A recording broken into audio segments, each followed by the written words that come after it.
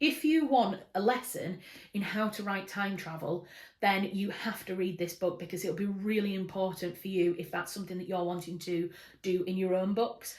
But I think it's really good to be thinking about this book that you're writing in the context of your writer identity, I suppose, and how you want to write in the future. So, hello everybody and welcome back to my channel. I hope you don't mind, I'm stood up today. I'm feeling the need to kind of stand up, and I thought as we're going to be talking about books today, I would put my books in the background and yeah, I'm going to stand, so I hope that's okay. This video I'm going to talk to you about 3 books that I've read over the winter period. Yes, I have only read 3 books in 3 months, December, January, February. I've read 1 book a month, which is a bit sad, but also at the same time, considering that I've been incredibly busy with work and life, I'm not too sad about that. So I'm going to read these books. Now, if you watched my video that I think I published at like the end of November, I'll link it in an iCard, but it was where Stanley chose my Christmas reading list, or my winter reading list, I should say. And I absolutely loved filming that video. It was so much fun. But one thing that I've noticed continuously again and again is that I actually struggle to stick to a prescribed reading list. So in that video, Stanley picked out, I think, 4 books and a wild card, or it was 3 books and a wild card. And having that list of, right, this is what I have to read now and then, this is what I have to read next, it just felt a little bit limiting. And so the short version of this is that basically I haven't stuck to that reading list that I picked, or that Stanley picked. So technically we could blame it all on the cat. He picked crap books. No, he didn't. He picked a good reading list. So I don't really want to get to a point where I'm doing something that is taking the fun away from that fun activity. Also, my reading reviews, my book reviews videos are some of the least engaged with. And I think it's because I think a lot of you who subscribe to my channel, who come to my channel, are either aspiring writers yourself, or you are writers, or you're book lovers, and you're interested in narrative, you're interested in how to craft a story. And me sitting down and saying, oh my God, I love this book because of these reasons, it's good because I sell those books to you and you potentially go on and read them. I know my mum always does, bless her. She always reads the books after I recommend them. But I was wondering about a way to make these videos a little bit more practical, a little bit more helpful for those of you who subscribe to my channel for writing help, for information on how to become a writer or how to finish your novel or this, that and the other. What I'm going to do instead is, I'm still going to do it seasonally, so it's not going to become super frequent. But what I'm going to do is I'm going to talk to you about the books that I've read in a particular season and what I think makes them successful in terms of like the way they're written, the storyline, the crafting, the language sometimes, or the character development. And I'm going to go into a little bit of more depth in those books, but I just want to try and pick out useful things that I will use as a writer and that you might also want to use as a writer from authors that are already established, already published, already doing very well, and what we can learn from them. So I hope you think that that's going to be useful. That's kind of what I'm going to try doing from now on, and I might do it for the rest of this year, see how that goes.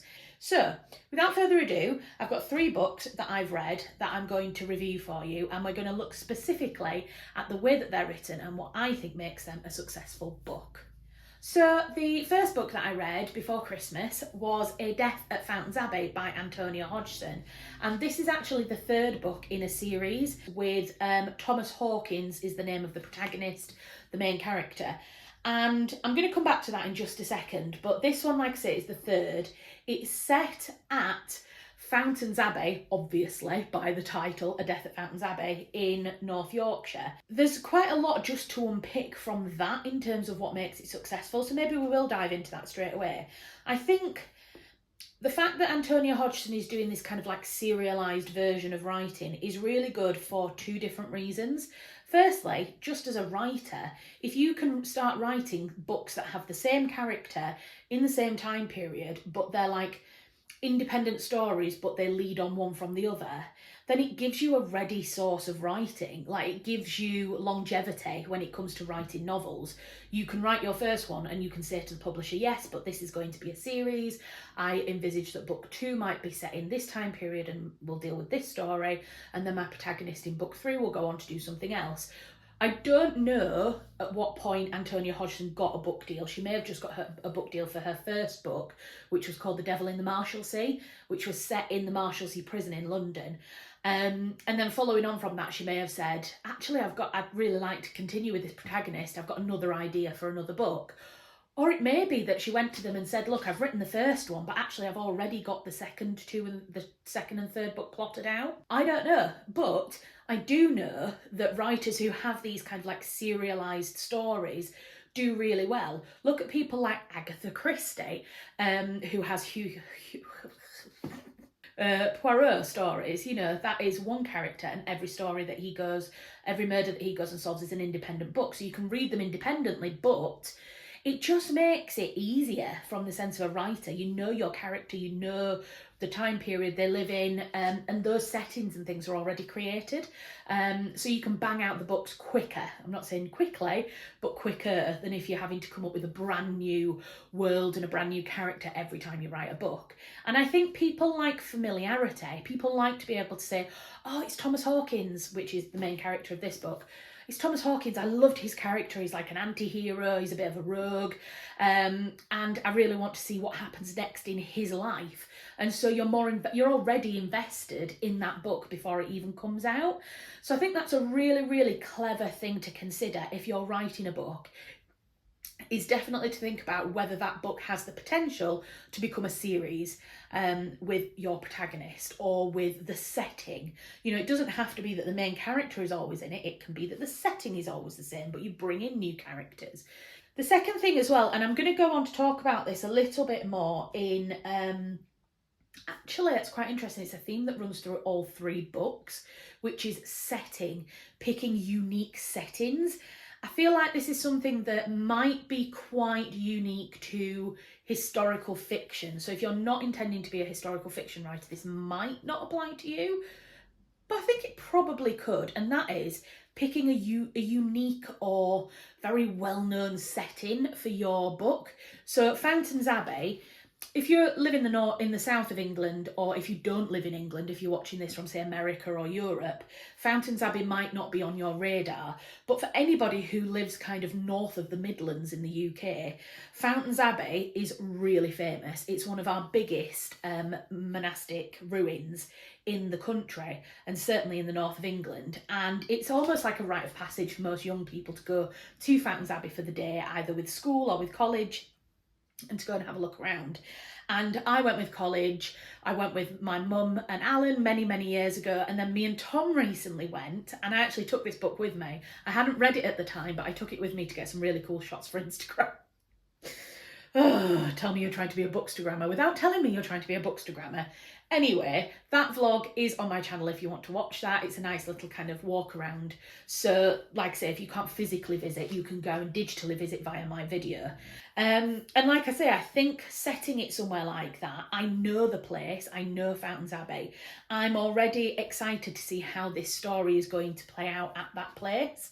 And so I think if you can, it's a really good idea to try and think of setting a book either in a really famous location or somewhere really unique. I'm going to go on to talk about these 2 next books soon, but one of them is set in a theatre in the kind of roughly the Victorian period. The author never actually sets a proper date, but it's kind of roughly the Victorian period, and that's a really unique place as well. We don't often get a chance to go to a theatre in the Victorian period, and there's not many pictures existing of the behind the scenes of those spaces, and so having a narrative that takes place behind the scenes is really kind of unique. I think there are pitfalls. I think there are kind of things that would hold you back, because obviously if you're going to set it at a very famous place, you need to get it absolutely spot on in terms of description, in terms of accuracy. You need to know what you're talking about. So if you are going to set it somewhere very well known, make sure you do your research, because I do think that that is something that can really harm you when it comes to being reviewed. If you do get published with a book, the reviewers are going to pick apart that historical inaccuracy very quickly. And actually writing something historically accurate and really well written about a specific place is something that can really help you kind of elevate as well and become, you know, get on the bestseller lists and that kind of thing. And it's something that I particularly notice because I read a lot of historical fiction. If there is somewhere that is written really vibrantly or really accurately about a specific historical location, like Fountains Abbey, it's something that I really enjoy, something I like, and for me that is the mark of a really well-written historical novel. So yes, those are the two big takeaways that I would instantly say about this book. I think the storyline itself is pretty... I don't want to insult Antonia Hodgson by saying it's pretty bog standard, because the way that it's written, the way that it's crafted is beautiful, but I think it is a typical whodunit. It's, I would say, probably more typical than her first two books. So The Devil in the Marshalsea was a bit of a whodunit, but it was set in the Marshalsea prison in London. Again, chef's kiss for picking a unique historical location to set a book in. And because it was set in a prison, there were kind of more unique elements to the whodunit storyline that allowed for the narrative to feel really fresh. This is more... it's set at a country house, even though it says Fountains Abbey. The kind of main bulk of the story happens at Studley Royal, which is it was a big country house right on the outskirts of the Fountains Abbey kind of area. So it is, I mean, some of the some of the plot does take place in the Fountains Abbey precinct, but it also takes place at Studley Royal, and it's that classic... There's a group of people at a country house, any one of them could be the murderer, and our protagonist is trying to find out who done it. So that's a bit more kind of run-of-the-mill in terms of the storyline, but it's well done. And you don't know at any point who it is who's committed the murder. With this one, I didn't guess who the murderer was, and I thought that the climax of the kind of final part of the book was really, really well done as well. And I love the fact that Thomas Hawkins he's someone that you hate to love, if that makes any sense, because he's a bit of he's a gambler, he's a drinker, he's not particularly nice to his girlfriend most of the time. He's a real anti-hero in the sense of the word. If you ever thought that Ross Poldark in Poldark was a bit of an arse, you kind of get that vibe a little bit from Thomas Hawkins as well. And so you're like, you don't really want to root for him most of the time, but also you kind of do at the same time. And he's got a really cool sidekick, which I think is also a really interesting narrative tool, is rather than just having one single protagonist, can you bring in a sidekick? A bit like Matthew Shardlake has Barack in the C.J. Sansom Shardlake series of novels. And there's a lot of kind of obvious kind of tie-ins, isn't there, with lots of very famous novels where, you know, you have two protagonists together working alongside each other. Think of the Risley and Isles books by Tess Gerritsen. It's a police detective and a forensic anthropologist. They work together, they bring separate things to the storyline. And in this, Sam, who is Thomas's kind of ward, also brings something very different to the narrative. So that's something else to consider. But generally, I'm going to move on to the other two now, I promise. Generally, I don't think there's anything wrong with doing a standard whodunit. I think you've just got to think about how you craft that. Are you going to somewhere unique in terms of a setting? Are you bringing in a character that's maybe a little bit different from your classic detective? Because he's not a detective, he just ends up being roped into helping out in this sense. And yeah, thinking of serialising. If you're going to do a whodunit, don't do it as a standalone. Is there a way to make this into a series of novels?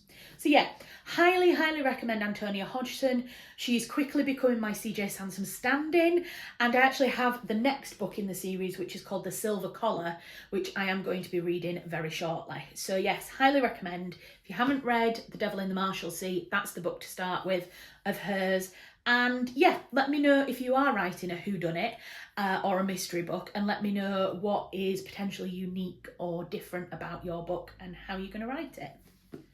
So the next book I'm going to come on to is the second book that I read, which is called Time's Echo by Pamela Hartshorn. And this was actually given to me by Tom's mum, who came over to visit us at the end of January, and she brought it and said, I think you'd be really interested in this. It's a historical book. And I read it and it was just fantastic. I mean, I've been telling everybody about it ever since. It's a historical fiction novel, again, I know, but it's actually set in York. And it's interesting because York is such a beautiful historic town.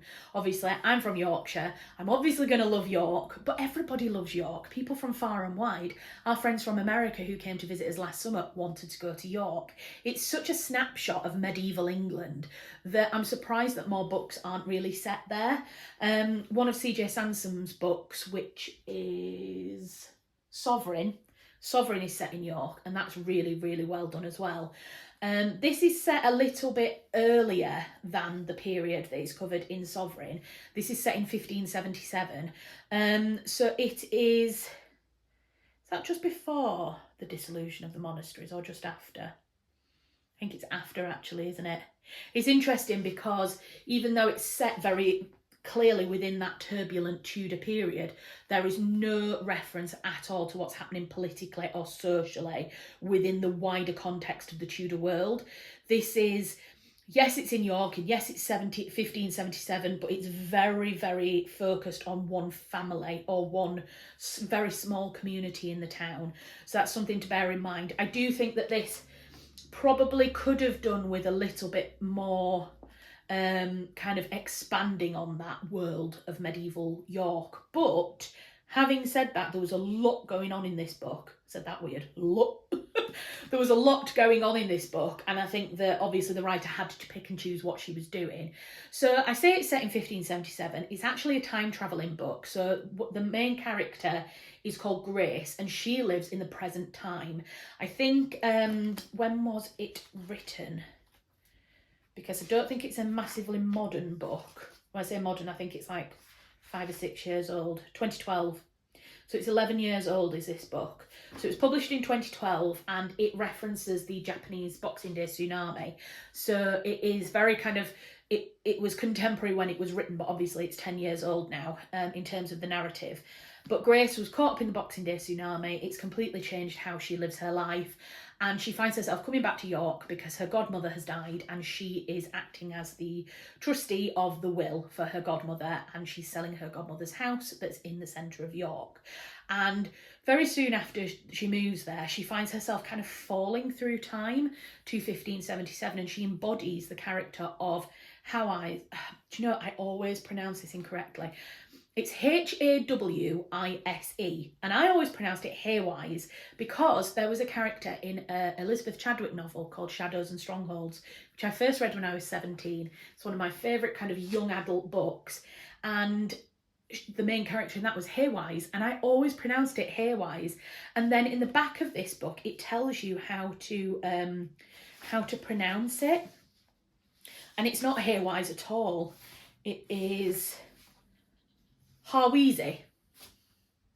I was like, no.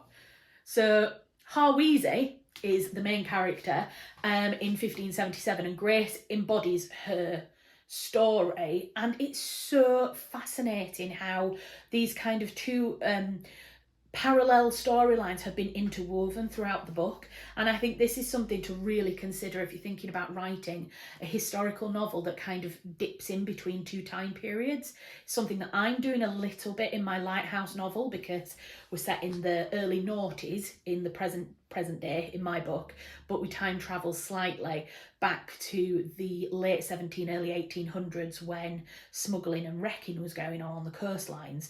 And I've not quite worked out whether we're going to find out more about that time period through the lens of letters and staying firmly in the present period, or whether I'm actually going to do a bit of a split and go back to that time period completely and relive those kind of events through the characters in that time.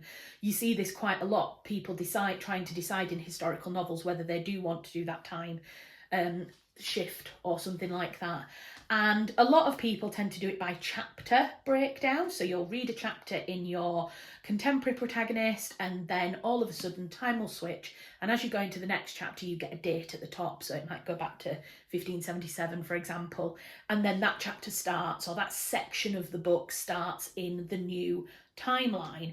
And then you get to the end of the chapter, you get to the end of that section, and it flicks back again, and you get the date at the top. And there's definitely a time and a place for doing that, especially if it's like, Act 1 is going to be your contemporary protagonist, Act 2 is going to be going back in time, Act 3 is going to be your contemporary protagonist resolving what happened in Act 2, so therefore kind of rounding out the story. But for something like this, because Grace was very much kind of falling through time into York in 1577 and then coming back again, there's always that question of how exactly does a writer do that kind of falling through time. And I have to say, I think Pamela Hartshorn absolutely nailed it in this book. If you want a lesson in how to write time travel, then you have to read this book, because it'll be really important for you if that's something that you're wanting to do in your own books. She does it where, when it first starts happening, there's quite a lot of description of Grace feeling like she's kind of like zoning out. She's starting to feel dizzy and lightheaded. She kind of zones out, and it's quite a long, not a long description as in, it'll take pages to happen, but over the course of, say, quite a chunky paragraph, she will slowly feel herself fading out of the present time and going back to 1577. And obviously she's very frightened of it happening. And it kind of, it's definitely like an event when she slips through time. But as you go through the book, and as Grace gets more and more kind of comfortable is a weird word. She doesn't get comfortable with travelling in time, but she is expecting it more. She's reconciling herself to the fact that she is slipping through time more and more. The descriptions get shorter and it's more snappy. So where she would at the beginning of the book notice it coming on, she'd feel a bit sleepy, or it had even happened when she was falling asleep, because at first she thinks that she's dreaming. Later on, it's like she'll be walking down the street and all of a sudden she'll turn a corner and be in 1577. And I feel like that's a really, really interesting narrative technique, to have the reader almost becoming more and more comfortable with the process of swapping time periods as they read, at the same time that the protagonist, the main character, is getting more comfortable with changing time periods as they go through the narrative. Really clever, really, really cleverly written. And I think one of the things that helps Pamela a lot is the fact that she is a guidebook writer for heritage and country house properties. In her day job, her other hat that she wears is as a guidebook writer. And I think that is potentially giving her the skills to be able to navigate different time periods, because going to a museum, going to a country house, going to a historic palace is very much time travel. It's modern time travel. We step through the doors of a medieval home and suddenly we are transported to the 15th, 16th, 17th, 18th and 19th centuries, and you see rooms as they happened at that time. And so guidebooks navigate the visitor through the time periods. And so I guess maybe she's using some of that knowledge to create the time travel in this book. I think that's a really, really interesting thing to consider. So I guess my takeaway from that would be, if you're writing a book, what particular skills, life skills, work skills, or experience do you have that you could particularly bring into a narrative that would add a little bit of something unique, or give you the edge to be able to write something really, really particularly well. So in my book at the Lighthouse, one of the things that I'm bringing into it is interactions with volunteers, how this lighthouse opens to the public, and what it feels like to be on your own in a heritage building after the public have left, because I have direct experience of that. And I think that's something interesting that people like to know. People like to know what happens in a country house after everybody goes home. And so that's something that I'm bringing in to make my historical novel a little bit more unique. And I think that's something that Pamela has used. She's used her skills and her experience to her advantage when writing the time travel aspect of this book. So generally, I think that's probably my biggest takeaway from this, is that it's really interesting for learning how to travel through different time periods and how to handle kind of guiding the reader through a shift in time periods. So definitely one to read if you are wanting to find out more about how to write different time periods and how to move between them. Okay, and the last book that I read is the one that came surprisingly. To be honest, I'd totally forgotten that I'd pre-ordered this, to be honest, but it dropped through the letterbox and I was like, oh God, I've ordered another book.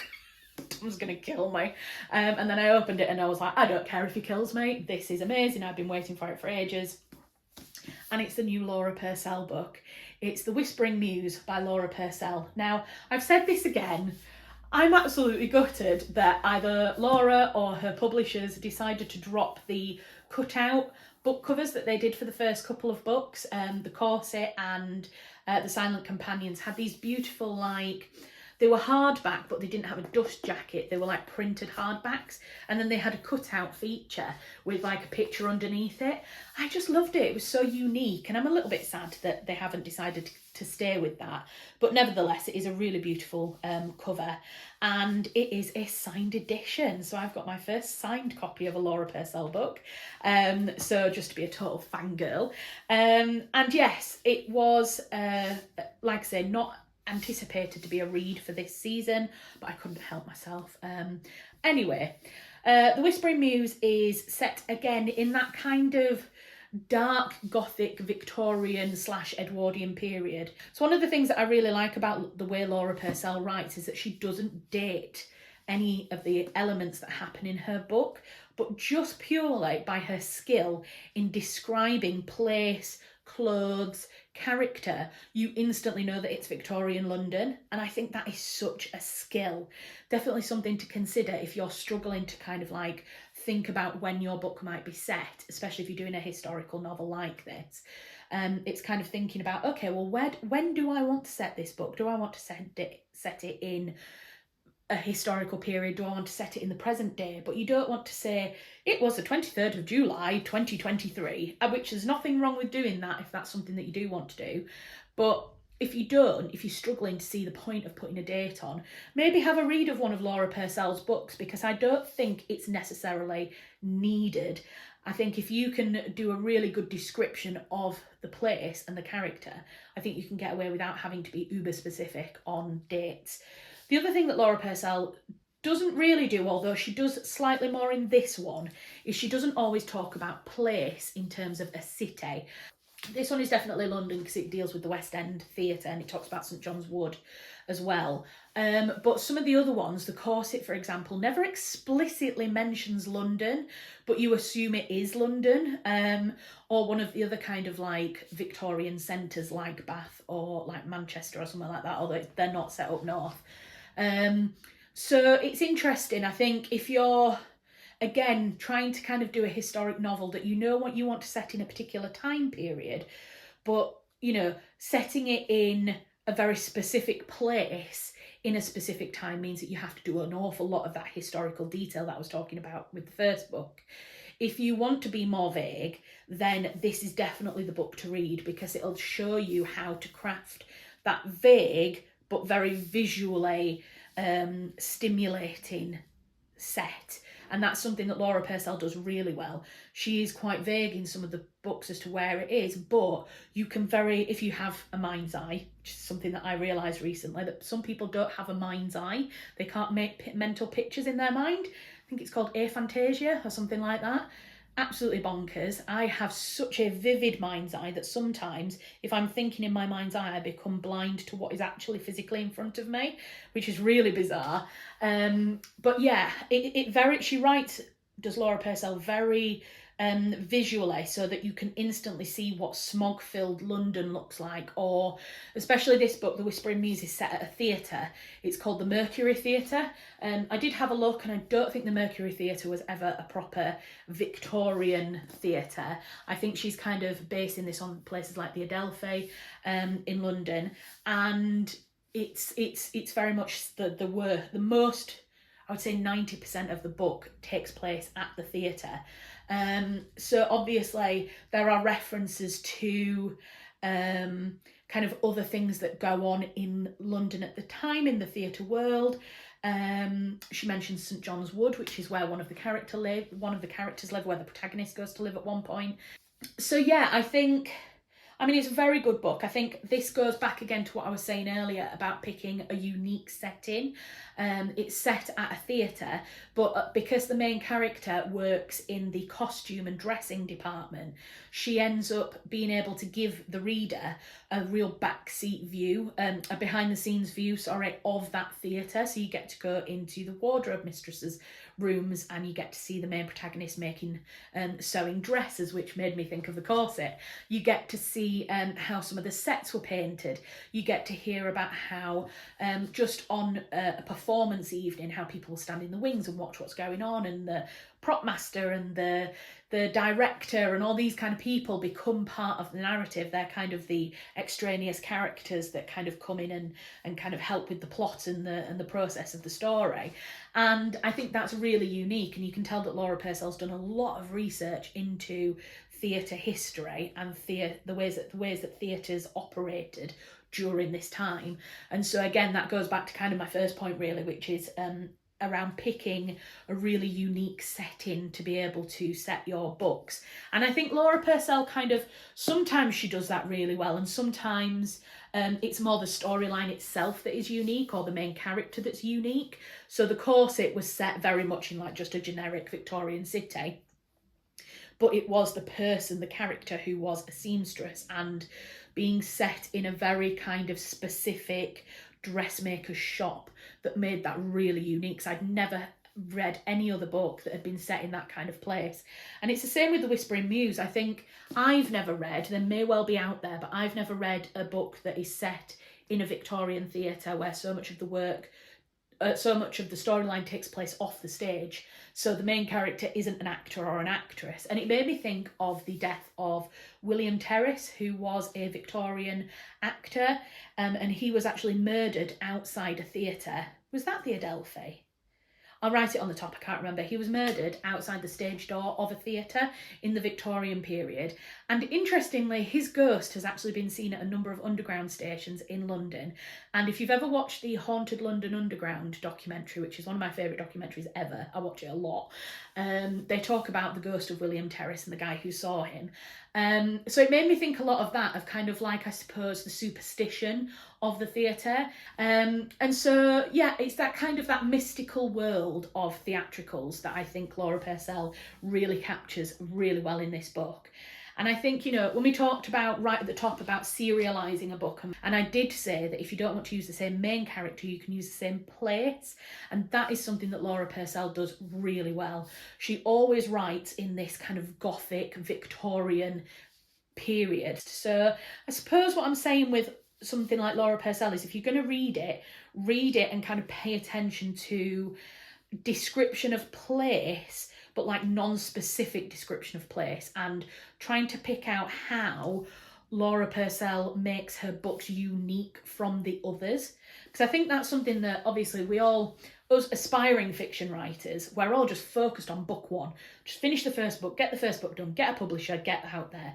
But then there are so many stories out there of people who write one book, it's really, really well received, and then suddenly stumble because they don't know what to write next. And so I think for longevity, if nothing else, as writers, when we're planning our books, it would be really good to think about how we're writing this first book and what might come next. Even if I don't necessarily think that you need to start plotting out those books, although I know people who do, who have several books plotted at any one time. But I think it's really good to be thinking about this book that you're writing in the context of your writer identity, I suppose, and how you want to write in the future. So if you're going to read any novelists, any writers, and you really like what they read, I would encourage you to try reading a couple more of their books and see how where the similarities and where the differences are between their books, and that will help you think a little bit more about how you want to kind of craft those books as well. Right, I have talked a lot. And I'm pretty sure actually that there's not a lot of this that I'm going to need to cut out because I've been quite kind of focused with what I've been saying. So I am sorry, I had hoped that this video would be probably around 15 minutes long. I suspect it's going to be closer to half an hour. So if it is half an hour and you've stayed around this long, thank you so much for watching. I really appreciate it. And I'm sorry things have been a little bit sporadic between kind of January and now. I am in an incredibly busy period with my freelance marketing work. Things will hopefully calm down a little bit and I'll be back to regular weekly videos. So thank you for being patient while I have had this kind of slightly erratic time period. If you're new and you've only engaged with maybe a first couple of my videos, please do go back and watch some of my older content. And if you haven't already subscribed, please do consider subscribing.